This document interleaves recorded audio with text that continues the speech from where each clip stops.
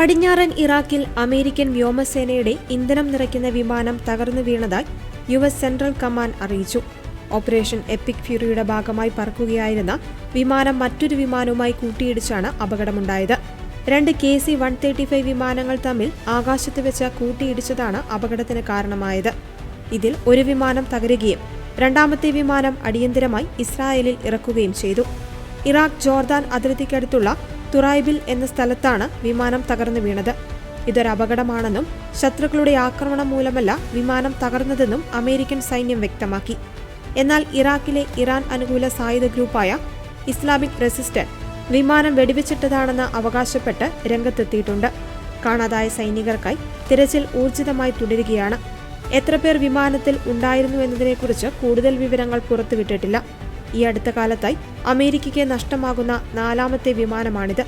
നേരത്തെ കുവൈറ്റിലുണ്ടായ അപകടത്തിൽ 3 US യുദ്ധവിമാനങ്ങൾ തകർന്നിരുന്നു.